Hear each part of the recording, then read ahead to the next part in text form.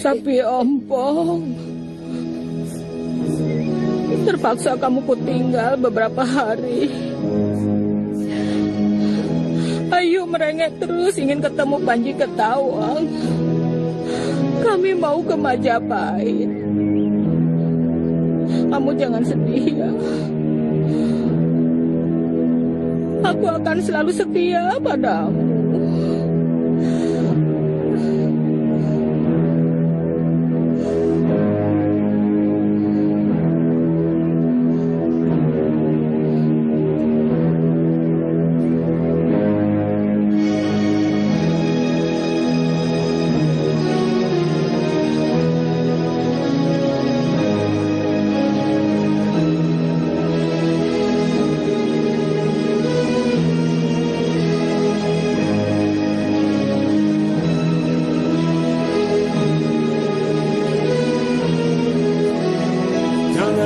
Ada suara kalau syairku sedang bicara, karena suaraku ingin memutar balik cakra dunia. Kenapa orang bijak bicara dengan jumawa? Tidak ada yang abadi di jagat raya ini kecuali ketidakabadian itu sendiri.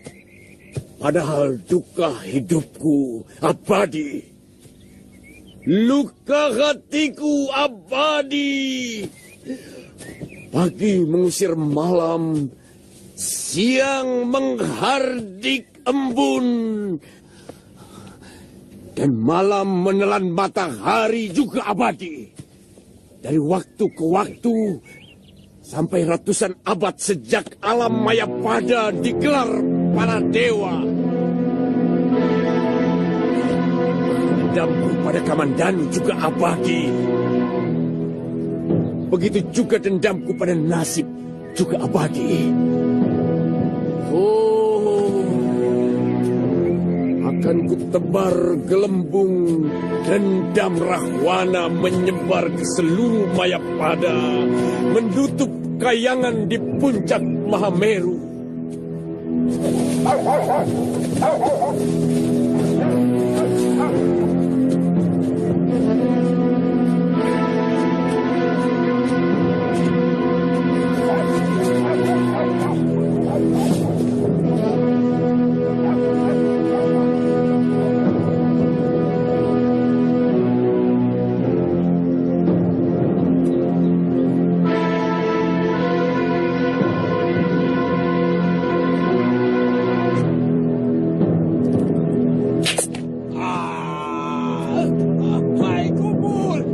Batu ular, aduh.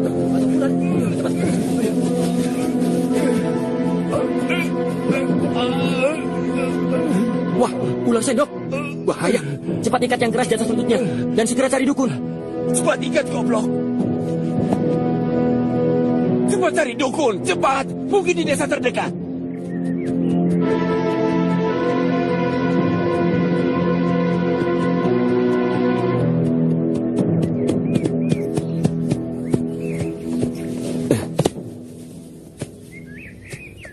Maaf Kisanak, saya prajurit Majapahit. Mau tanya, di mana rumah kepala desa? Saya kepala desa di sini, Tuan. Ada perlu apa? Oh, kebetulan. Begini, Ki. Seorang rakyat menteri kami dipatok ular sendok waktu berburu dekat sini. Apa di sini ada dukun? Di sini tidak ada, Tuan. Rake Pemintihan itu desa mana ya? Ki Bekel, tadi kalau tidak salah murid Tabib Wongjin dipanggil Nyai Suntri untuk mengobati anaknya. Mungkin masih di sana.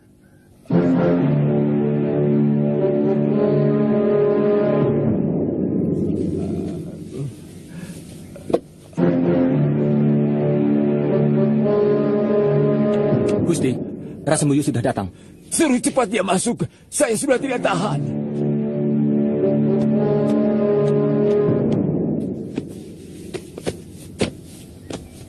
Itu dukunnya. Mana dukunnya, Sembuyu? Ini Gusti. Kubunuh kamu, Sembuyu. Saya suruh kamu mencari dukun, bukan anak ingusa seperti itu. Kamu mau saya mati? Saya melihat sendiri, dia menyembuhkan anak kecil yang menderita sakit panas dingin. Kalau tidak diperlukan, saya mau pulang.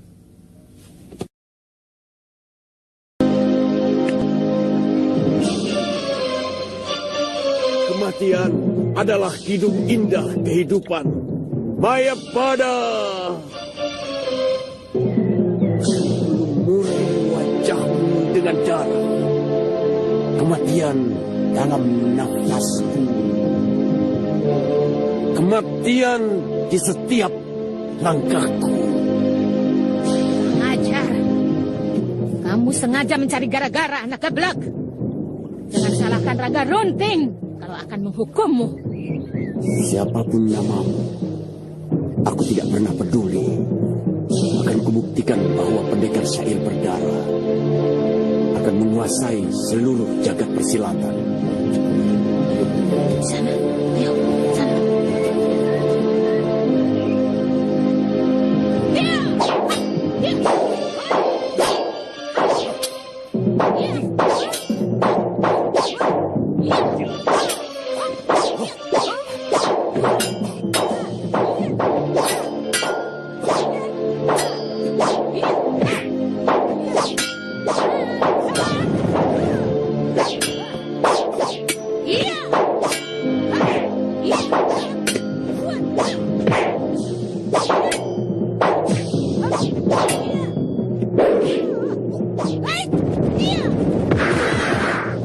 Hajar Biung! Terus Biung! Kata membuat mantra. Mantra menyusun daya. Daya mantraku mengunci semua daya. Daya mantraku menyiram pikiran manusia dengan darah dan lupa. Inilah syairku yang penuh dengan darah. Ibu apa ini? Biung!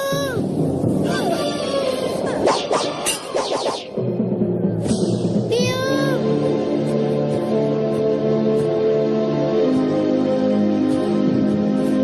Biung! Biung jangan mati, Yung! Biung! Biung jangan mati, Yung! Biung! Biung jangan mati, Yung! Kenapa paman membunuh biung saya? Biung saya kan tidak pernah jahat sama paman. Biung cuma mengambil air untuk minum. Paman juga mau membunuh saya.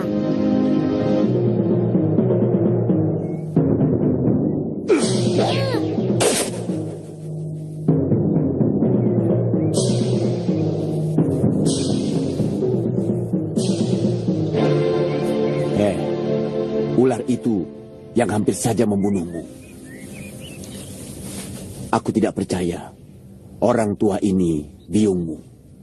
Paling tidak dia nenekmu. Jangan takut. Nenekmu tidak mati. Baru kali ini aku mengampuni orang yang berani melawanku.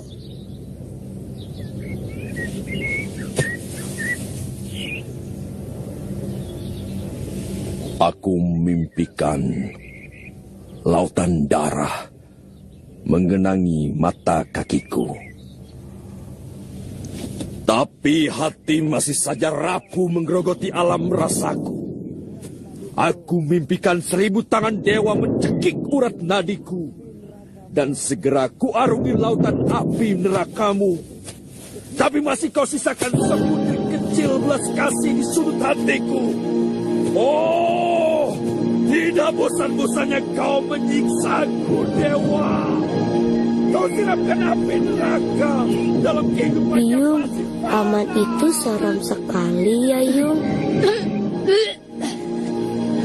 Bukan hanya seram, Mayu, tapi sangat menakutkan.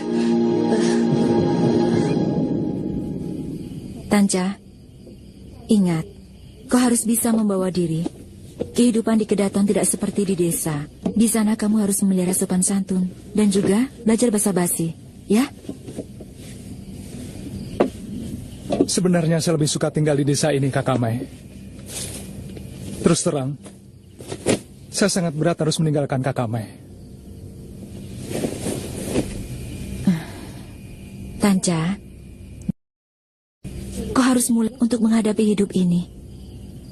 Kau harus sudah mulai berani mengawali kehidupan sendiri. Tapi di sana saya tidak punya teman, Kakak Mai. Kawanmu itu adalah kebaikanmu sendiri. Kalau kau selalu berbuat baik kepada semua orang, maka kawanmu akan banyak. Tetapi kalau sebaliknya kau jahat, maka musuhmulah yang jumlahnya justru banyak. Bagaimana kalau saya usulkan kepada Tuan Dia Halayuda supaya Kakak Mesin diajak ke Majapahit? Akan saya bilang kepada pria agung itu bahwa Kakak Mesin jauh lebih hebat dari saya. Lalu siapa yang mengobati orang-orang desa di sekitar sini? Mereka lebih memerlukan pertolongan karena kebanyakan orang kurang mampu. Sementara di Kutaraja, saya yakin banyak sekali tabib yang mencari nafkah dengan mengobati orang.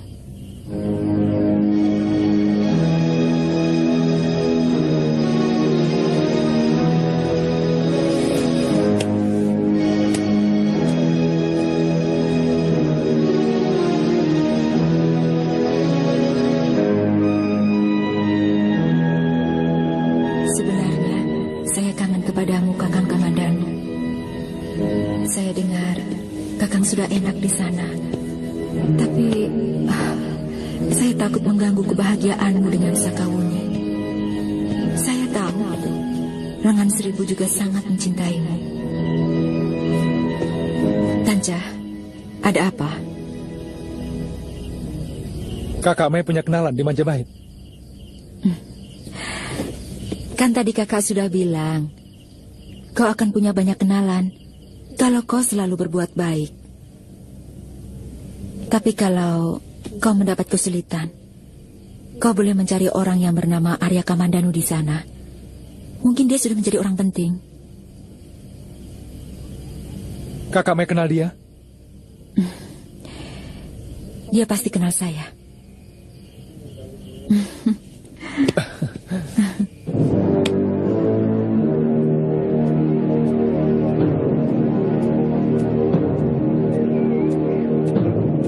Sampai sekarang, Halayuda belum melaporkan apa yang telah mereka lakukan kepada keluarga Gajah Biru, Gusti.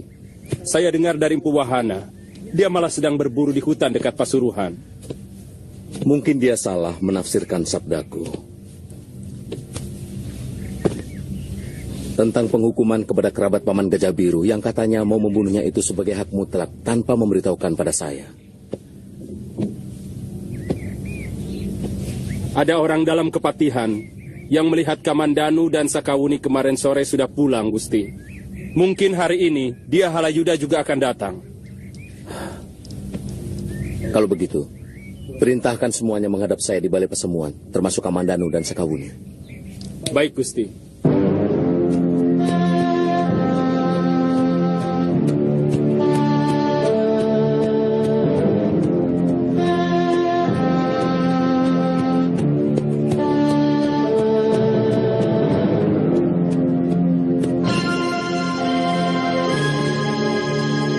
Ayo Tanja, kamu akan kukenalkan dengan istriku. Ini rumah Tuan, besar sekali. Ini belum seberapa Tanja. Nanti kalau aku sudah jadi Mahapati, rumahku akan jauh lebih besar lagi. Ayo.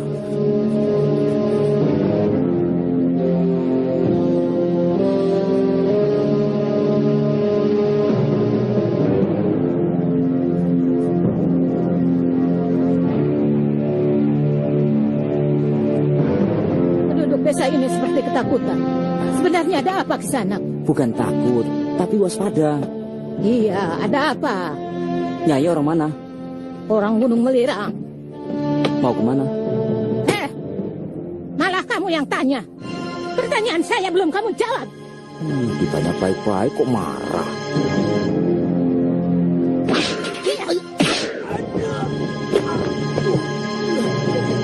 Aku tidak suka disepelekan.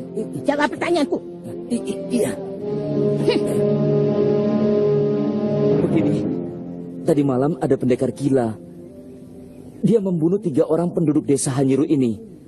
Makanya seluruh penduduk waspada kepada orang asing. Kamu bilang? Pakaiannya dekil dan bau. Dia suka melantunkan syair. Nini pernah menjumpai pendekar gila itu. Pendekar syair berdarah. Dia manusia kejam yang pernah aku jumpai. Hati-hati. Sebaiknya jangan berurusan dengan orang itu. Ya. Biung takut pada paman jahat itu. Tidak. Yang Biung takutkan kalau sampai anak cantik ini tidak punya Biung lagi. Lalu kita pulang ke Randuadon lagi. Betul. Kalau Biung sudah sehat, kita pergi ke Majapahit. Setuju?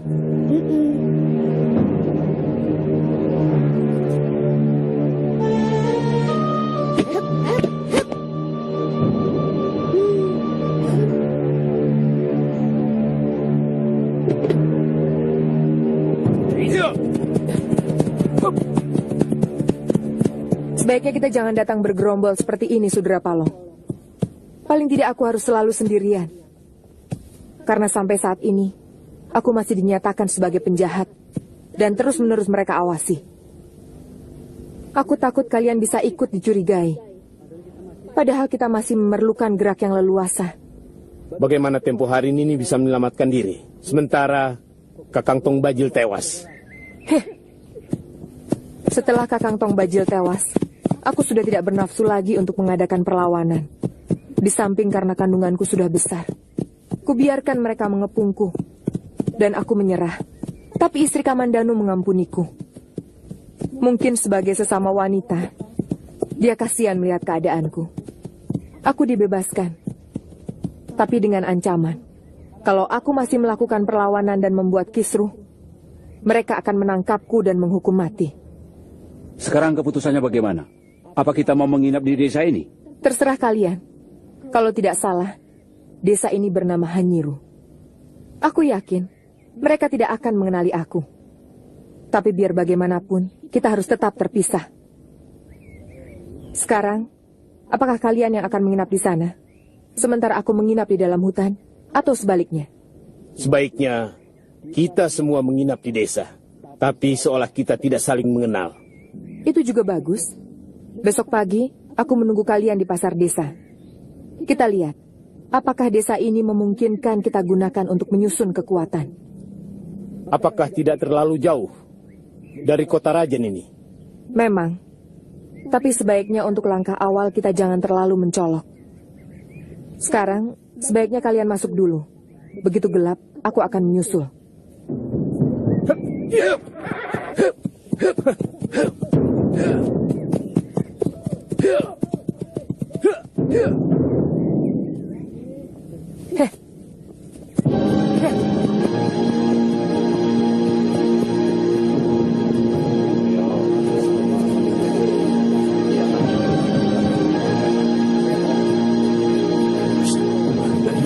Jangan-jangan anak buah pendekar syair berdarah. Tangkap saja sudah. Jangan ngawur. Kita tidak bisa menangkap orang sembarangan. Tapi pendekar syair berdarah itu sendirian. Iya, selalu sendirian orangnya, Kang. Tidak pernah datang berduaan.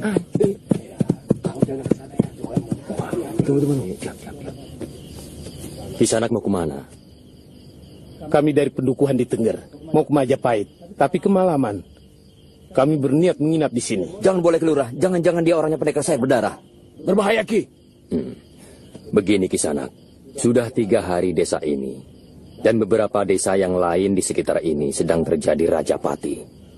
Puluhan penduduk sudah banyak yang menjadi korban oleh keganasan pendekar bernama Syair Berdarah. Kami tidak mau untung-untungan hanya karena menerima Kisanak menginap di sini. Tapi kami tidak ada sangkut paut dengan pendekar yang Kisanak sebutkan. Kami dari Tengger. Maaf Kisanak, kami tidak untung-untungan.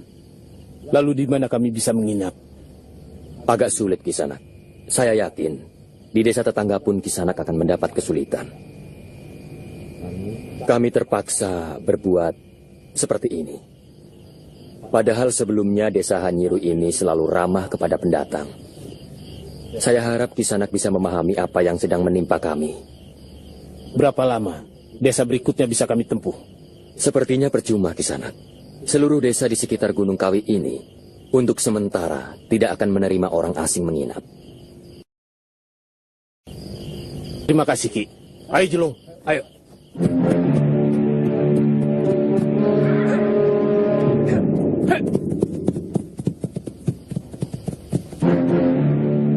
Siapa yang jaga di gerbang desa? Sudah berangkat ke lurah, ada 7 orang. Kenapa kedua orang itu bisa masuk ke sini? Mungkin mereka lewat sawah. Biasanya kalau mau ke gerbang desa, kami memang selalu memeriksa sekitar pinggir desa. Kemana Nini Sambi? Kita lupa membicarakan kalau terjadi hal seperti ini. Jadi, kita menginap di dalam hutan. Besok pagi kita temuin Nini Sambi di pasar desa. Kita cari tempat yang sedikit terbuka. Rembulan timbul tenggelam tiap malam, tapi mataku nyalang sepanjang zaman. Karena sekejap lelap adalah datangnya mimpi busuk yang mendera jiwaku.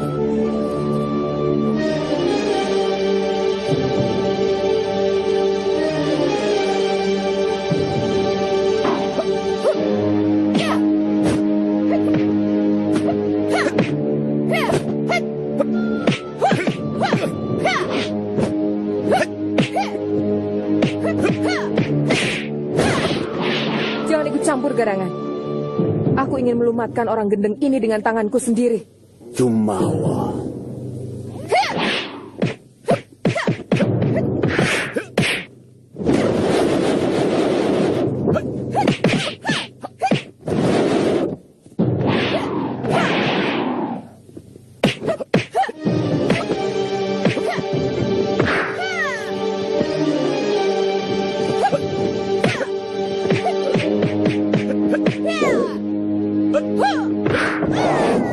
Tata membuat mantra. Mantra menyusun daya. Daya mantraku mengunci semua daya. Daya mantraku menyiram pikiran manusia dengan darah dan lupa.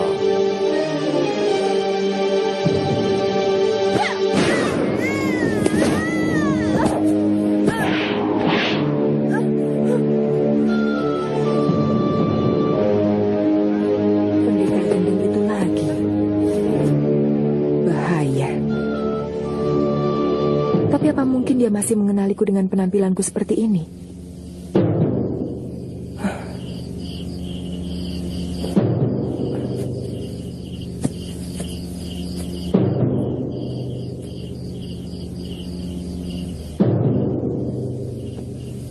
Kalau aku mampu mempengaruhi pendekar gendeng itu,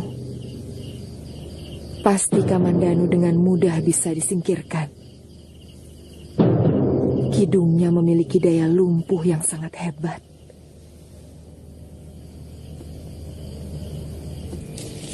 Saya yakin Nini Sambi pun tidak mungkin bisa masuk ke desa itu. Jangan-jangan dia menginap di dalam hutan ini. Mungkin untuk seorang wanita, perlakuan penduduk desa akan berbeda. Biasanya mereka akan kasihan dan membiarkan Nini Dewi menginap. Meskipun barangkali dengan pengawasan yang ketat. Mudah-mudahan begitu, tapi kita berpapasan.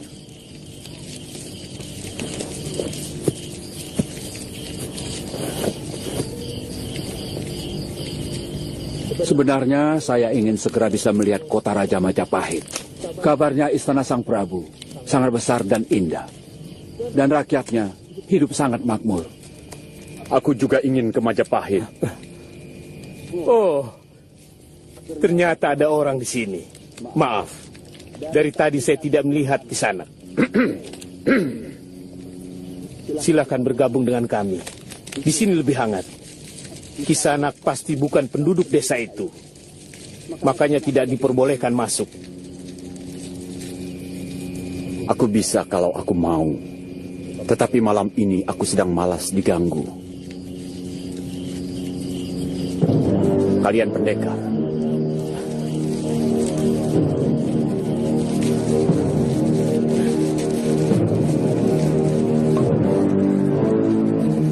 Kami pengembara. Sebenarnya mau menginap di desa itu, tapi tidak boleh. Kami pengembara. Sebenarnya mau menginap di desa itu, tapi tidak boleh. Karena baru saja desa itu terkena Rajapati oleh seorang penjahat yang sangat kejam. Jangan mudah percaya omongan orang. Mungkin penduduk desa itu yang jahat. Buktinya kalian orang baik-baik tetap diusir. Bukankah mencurigai orang yang tidak bersalah adalah kejahatan? Sebenarnya memang begitu. Kalian mau ke Majapahit? Betul. Ada keperluan apa? Kalau boleh saya tahu. Hanya sekedar ingin tahu. Katanya negeri itu semakin maju. Kisanak sendiri? Mencari seorang musuh bebuyutanku yang telah menghancurkan seluruh hidupku. Namanya Arya Kamandanu. Kelihatannya kita memiliki tujuan yang sama. Kalian juga mencari Arya Kamandanu? Iya. Dia telah membunuh kakak seperguruan kami. Dan kami berkewajiban untuk membalas.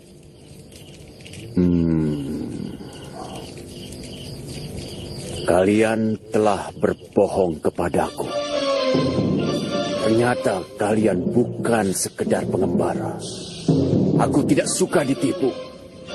Sepanjang pengembaraanku sudah puluhan orang yang kubunuh karena berani membohongiku. Kalian harus melawanku. Kalau kami menolak, tidak ada yang mampu menolak kata-kataku.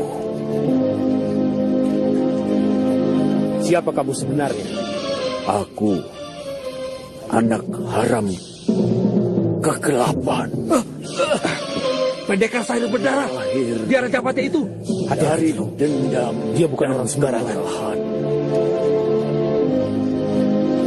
Yang mendekam dalam rahim kenistaan berlaksa warsa.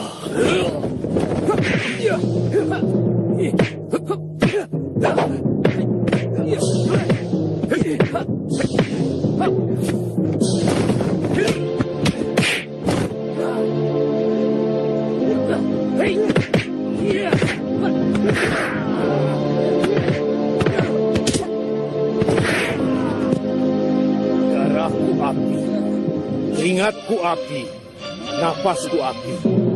Semua keringatku api. Api gunung, api langit, api berduri. Ku panggil kekuatanmu dengan mantra dalam tanganku.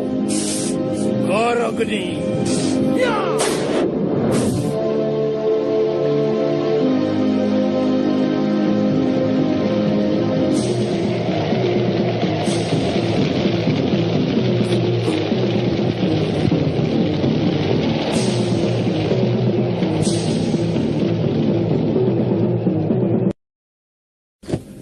Keling Kakang, beberapa kali utusan Gusti Prabu menanyakan Kakang. Ini semua pasti ulah Pati Nambi. Agak ke atas sedikit. Baik, Gusti. Gusti Prabu sudah menyerahkan segala sesuatunya kepada saya. Kenapa sekarang saya harus melapor? Yang saya cemaskan, kalau Kamandanu dan Sakawuni menceritakan bahwa kita sudah membantai wanita dan anak-anak. Kita harus tetap pada pendirian kita. Bahwa istri Gajah Biru melawan kita.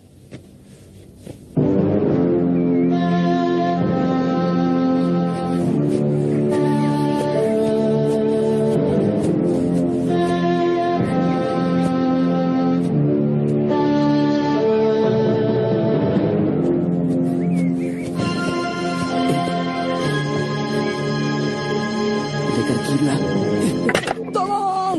Pendekar saya berdarah! Tolong! Tolong!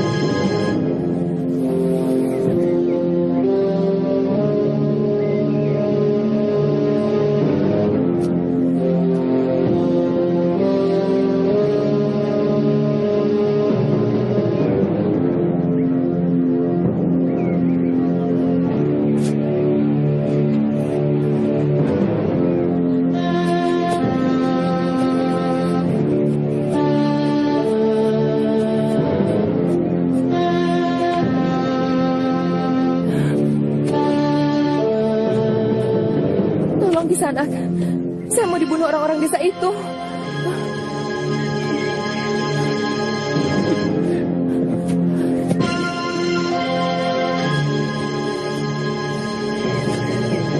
Saya disangka pendekar syair berdarah, Kisanak. Tidak mungkin.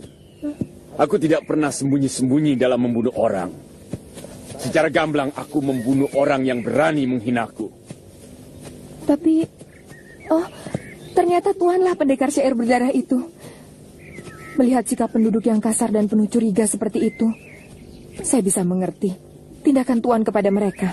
Tidak usah berpura-pura kepadaku, Dewi Sambi. Aku sudah kenal siapa kamu.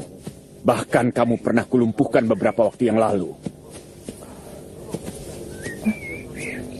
Iya, saya baru ingat. Kenapa Tuan tidak membunuhku waktu itu? Aku tidak ada urusan denganmu. Dan kulihat kamu dengan kekasihmu memusuhi orang yang paling kubenci di dunia ini. Kamandanu. Sebenarnya dia ingin kuhabisi waktu itu. Sayang, dia dalam keadaan pingsan oleh pukulan segoro geni dari Tong Bajil kekasihmu. Kenapa tidak Tuan lakukan waktu itu? Tuan lebih leluasa untuk membunuhnya. Dia tidak akan merasakan apa-apa. Sementara penderitaan yang dia tumpahkan kepada diriku sangat menyakitkan.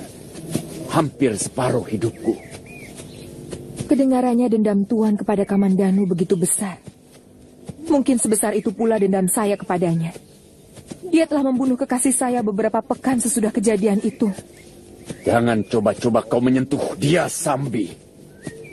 Bahkan Dewata pun akan kulawan kalau dia berani menyentuhnya. Akulah yang berhak membunuh jahanam itu. Izinkanlah saya ikut menyaksikan pendekar Jumawa itu tewas di tangan Tuan. Saya cukup puas, walaupun hanya menyaksikan kematiannya.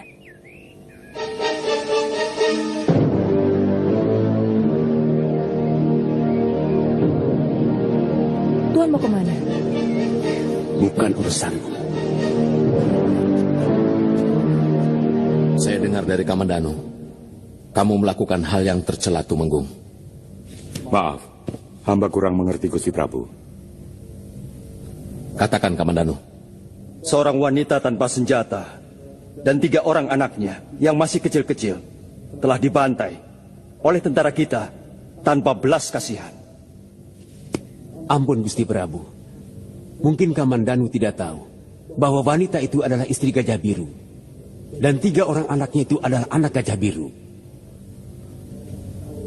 Saya sangat tahu Tuan Halayuda.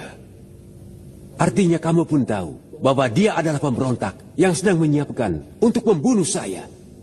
Seorang Nayaka Majapahit.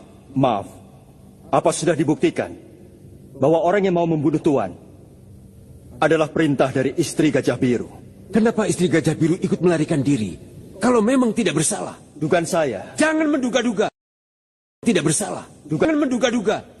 Usaha pembunuhan kepada saya adalah kenyataan, bukan dugaan. Apakah istri Gajah Biru dengan 3 orang anaknya yang mau membunuh Tuan?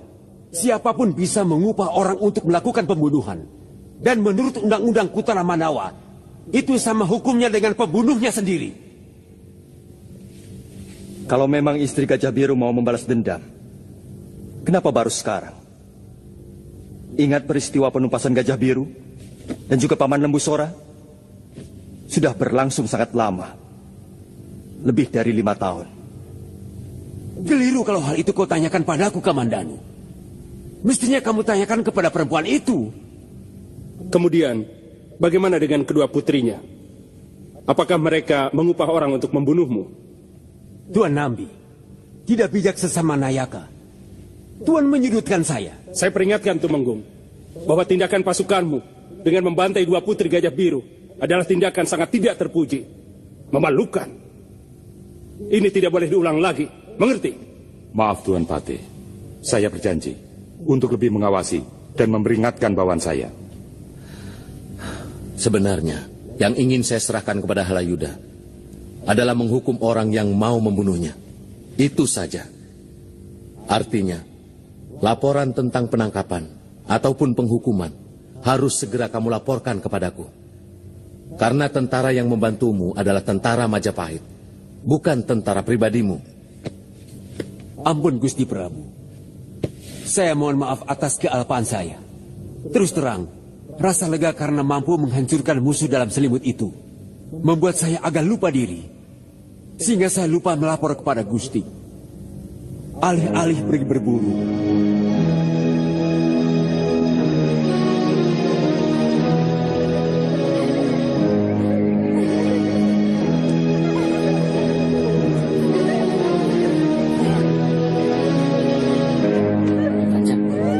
Perempuan sama anak laki-laki itu putra-putri Gusti Prabu. Yang putri cantik ya? Saya takut ketahuan, Panji. Tidak apa-apa. Aku sering mengintip di sini. Kadang-kadang mereka mandi di kolam yang di sebelah sana. Hei, kurang ajar. Lagi-lagi kamu malah mau teman menjaga. Tangkap anak itu.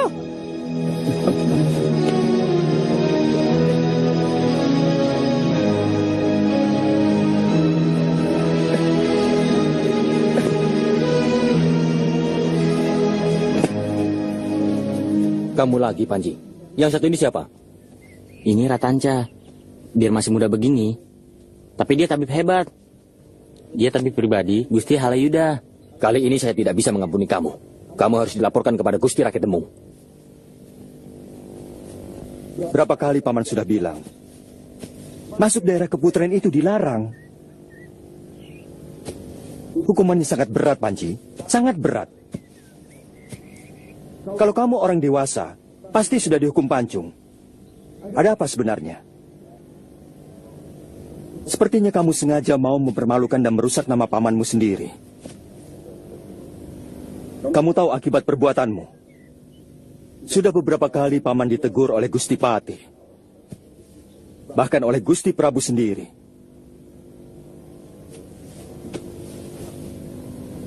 Kamu membenci paman. Katakan terus terang. Ada apa? Maafkan Panji, Paman. Sebenarnya, Panji hanya ingin melihat putra-putri Gusti Prabu. Pakaiannya bagus-bagus. Kenapa? Kamu ingin mempunyai pakaian seperti mereka? Semua kawan Panji pakaiannya bagus-bagus. Putri Gusti Rangga, Putra Empu Wahana. Kenapa Paman tidak mampu membelikan Panji seperti mereka? Padahal jabatan Paman juga tinggi. Panji, pamanmu tidak suka kalau kamu mempunyai pikiran seperti itu. Itu namanya dengki. Iri hati. Apa tidak boleh Panji mempunyai keinginan? Panji, orang yang baik hanya menginginkan sesuatu yang sesuai dengan kemampuannya. Kamu pasti masih ingat cerita katak yang ingin menjadi lembu?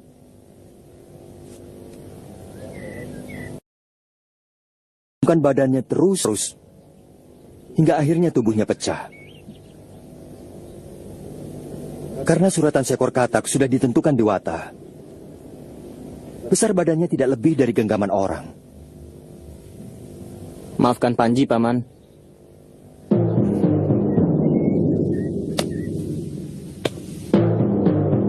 Sebenarnya terlalu mengada-ada. Dimanapun, dalam pertempuran ataupun penyergapan ke sarang musuh, kita tidak bisa menghindari kesalahan semacam itu. Dalam keadaan bertempur, seorang prajurit tidak akan mungkin memeriksa mereka itu membawa senjata ataupun tidak. Kita tidak bisa membenarkan sesuatu yang memang secara hukum tidak dibenarkan, Kakang. Sebagai prajurit, saya harus jujur mengakui itu sebagai kesalahan. Saya setuju dengan pendapatmu, Tumenggung. Tapi apa yang dilakukan oleh Nambi sudah terlalu mengada-ada. Saya sangsi. Apakah jabatanmu bisa dipertahankan?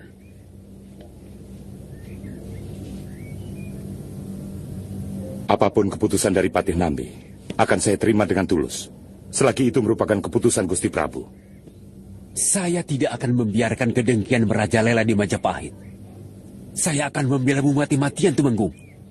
Saya sangat tahu kesetiaanmu pada negara.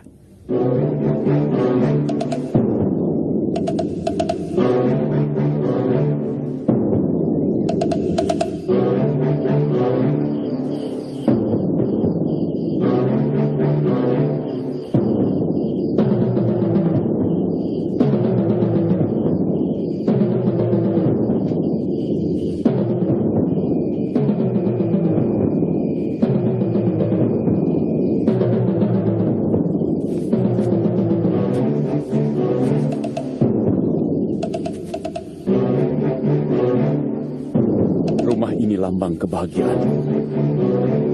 Ketika dia hancur, mulailah hari-hari kelabuku.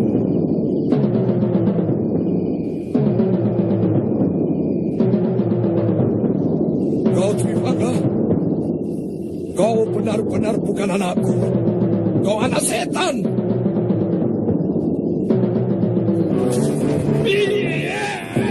Anak setan hanya lahir dari anak setan seperti kamu, Hanggareksa. Bahkan anak kandung sendiri pun dari aku. Apalagi akan mengakui kau telah menyembunyikan seorang wanita asing di sini. Tapi aku akan mencarinya di rumahmu sampai ketemu, Hanggareksa. Dia sudah dibawa oleh anakku, Kamandanu, yang sudah mengawininya. Mana ada seorang laki-laki yang mau menyerahkan istrinya? Aku kira Tuan salah alamat. Lihat! Sekarang orang tua busuk ini mau menyeret anaknya yang satu lagi ke dalam lumpur. Dia selalu mencari keselamatannya sendiri. Apa yang kau cari orang tua? Jauhku! Anak durhaka! Minggir!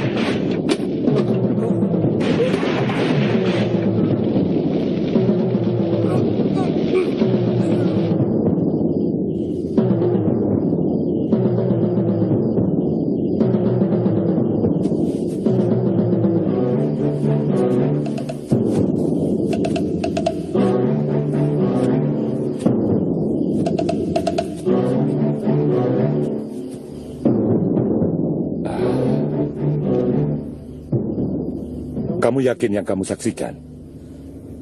Benar, Ki Buyut. Sejak matahari tenggelam, dia hanya berdiri di reruntuhan rumah empu Hanggareksa. Dia akan mengacau di tengah malam. Tapi apa maksud pendekar sair berdarah itu di tempat reruntuhan rumah empu Hanggareksa? Jangan-jangan ada kaitannya dengan empu yang tersohor itu? Atau mungkin kamu salah lihat? Tidak, Ki. Lebih baik kita siap-siap, Ki Lurah. Jangan sampai kejadian seperti di Desa Hanyiru, Hambal, dan Desa Waru menimpa Kurawan. Jagabaya, siapkan seluruh pemuda. Kita kepung Rajapati itu. Baik, Ki Lurah.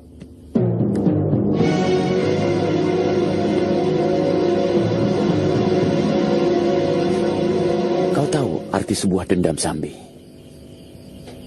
Dendam adalah tungku api yang selalu menyala di dada kita. Meski tidak tampak dari luar, tapi dia selalu memanaskan pikiran dan rasa kita, kemanapun kaki kita melangkah. Di dalam tidur dia memanaskan mimpi. Bila terjaga, dia memanaskan hati. Membuat hidup kita menjadi gelisah dan resah. Seorang yang dikendalikan dendam membutuhkan telaga dengan air yang melimpah ruah untuk memadamkannya, meski belum tentu bisa menghilangkannya. Aku setuju dengan pendapatmu. Dendam adalah api neraka yang menyala di hati dan pikiran kita.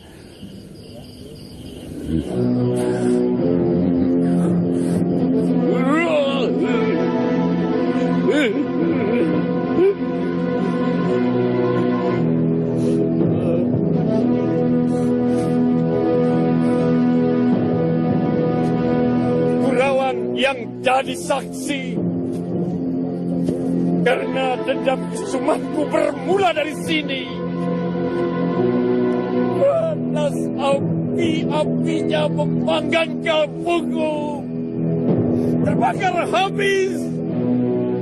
Seluruh dadaku penuh bara yang menyala.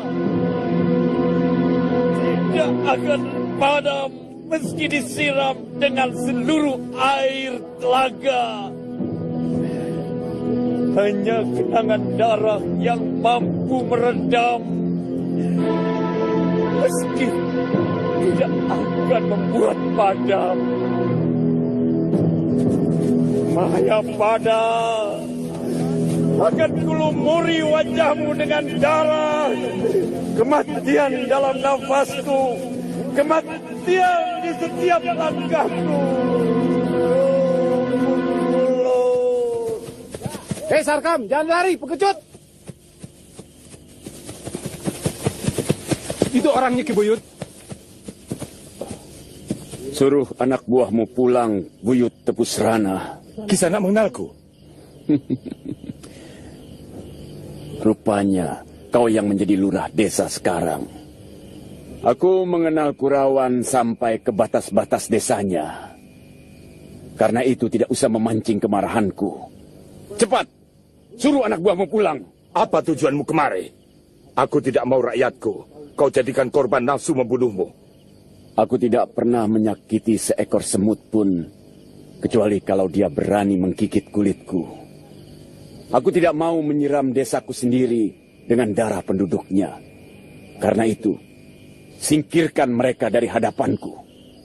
Dia mengaku sebagai penduduk di sini. Jangan percaya, mana ada penduduk seperti itu. Jangan-jangan titisan dari penduduk Kurawan yang mati penasaran. Tidak ada titisan-titisan. Dia pasti Rajapati yang menyebarkan kematian di desa Hanyiru dan desa Hambal. Kita serang saja.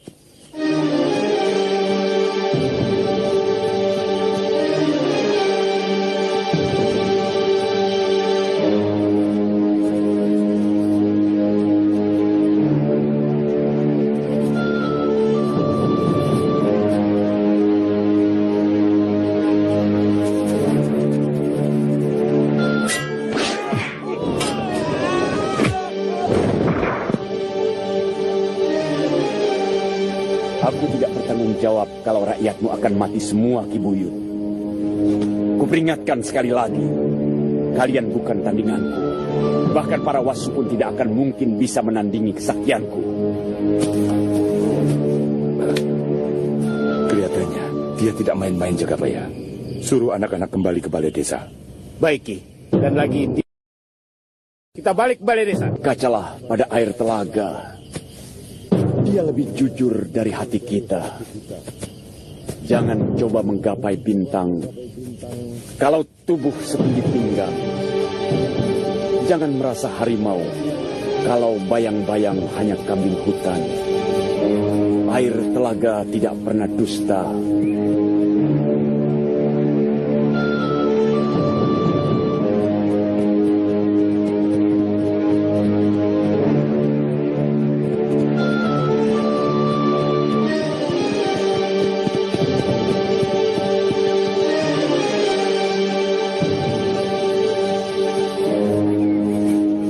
Ada dua orang yang mencurigakan. Dia berkuda ke arah timur kota. Apa yang kau curigai? Penampilannya agak aneh.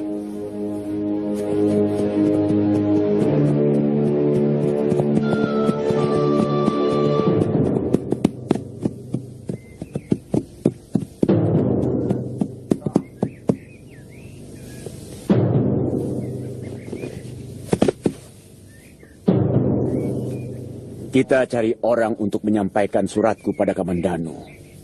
Kalau dia benar-benar kesatria, dia akan menerima tantanganku.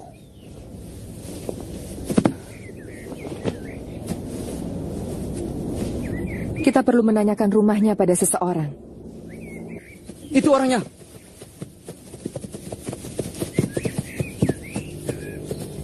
Dari mana kalian? Dan apa tujuannya datang ke kota raja?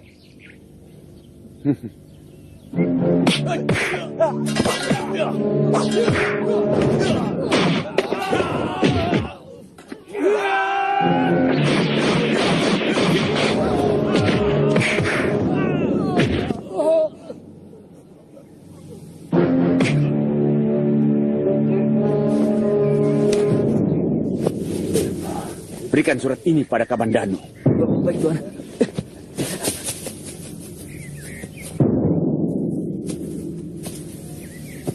Kita lihat, apa Kamandanu berani menjawab tantanganku. Kenapa surat itu tidak segera kamu sampaikan? Bagaimana kalau isinya sangat membahayakan Gusti Arya? Saya takut dan terus terang kami malu karena begitu mudah dikalahkan oleh kedua pendekar itu. Bodoh!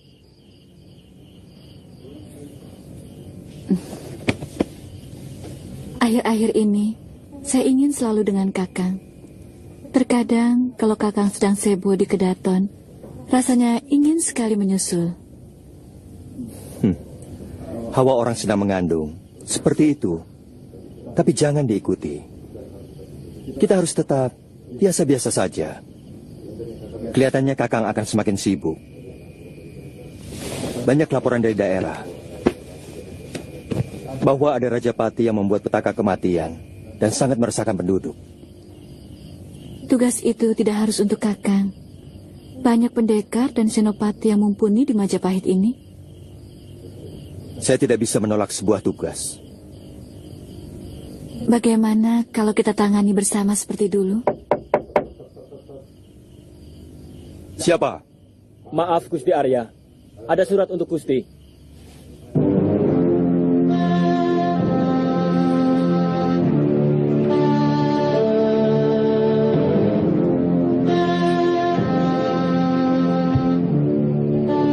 Ada apa? Maaf, Gusti. Siang tadi kami mencurigai 2 orang pendekar, tapi kami dikalahkan mereka. Dan salah seorang dari mereka menyuruh hamba membawa surat ini untuk Gusti.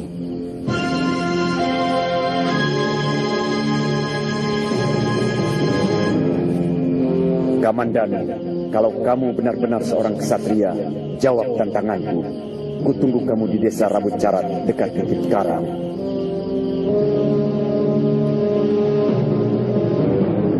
Kamu ingat orangnya seperti apa? Yang lelaki seperti orang gila. Pakaiannya kucel dan bau. Rambutnya gimbal, sementara yang wanita seperti orang desa biasa. Kalian boleh pergi.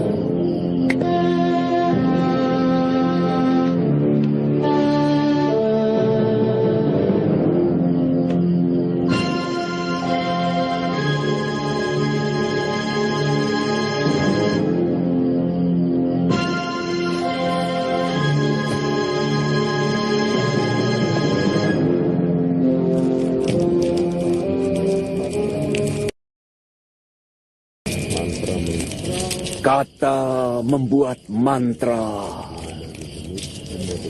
Mantra menyusun daya. Daya mantraku memanggil demit. Semua demit. Bawa musuh abadiku datang bersama Ambun. Akan kulumuri tubuhnya dengan darah yang kutoreh. Dengan sepasang pedangku.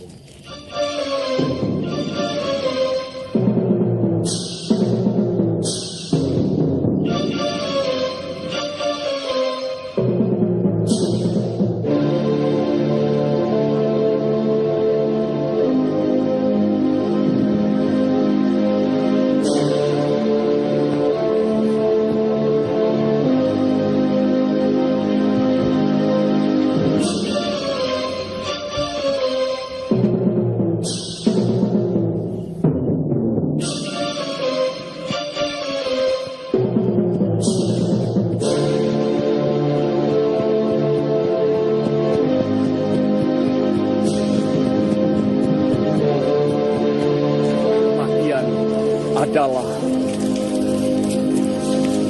hidung indah dalam hidupku. Kematian tercium ujung pedangku. Kubeberkan dosa pada setiap tetes darahku. Sembari kusiramkan api neraka ke sekujur tubuhmu.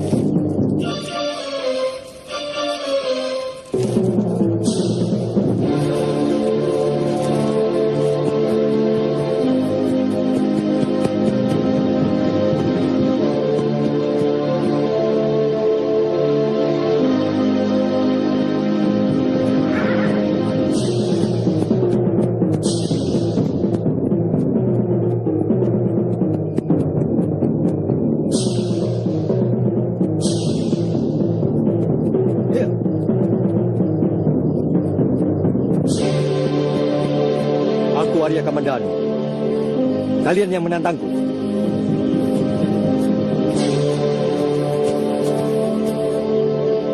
Ternyata kamu memang punya cukup nyali. Sambi, ternyata kamu di belakang semua ini.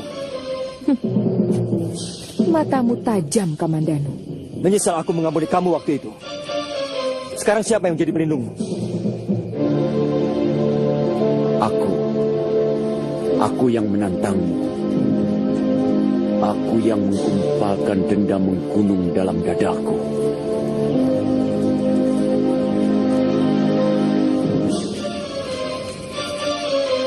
Padamu. Apa kesalahanku sampai Kisanak menaruh dendam? Siapa sebenarnya Kisanak?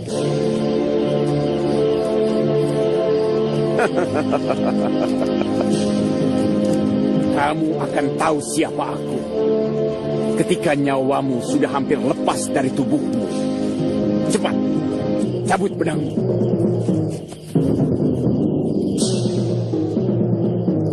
Tuan sudah mendengar tantangannya, bukan? Atau Tuan kaget karena masih ada yang berani menantang Tuan? Ujar-ujar lama masih tetap berlaku, bahwa di atas langit masih ada langit.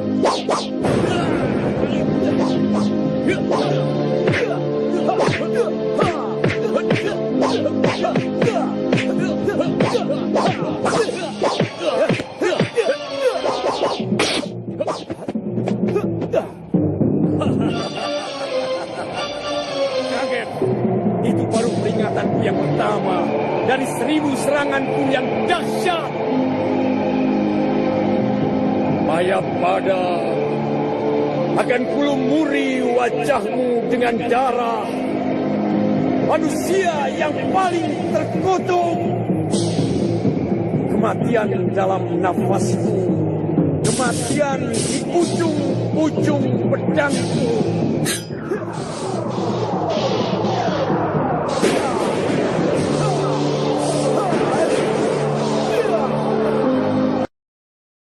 Pedangku.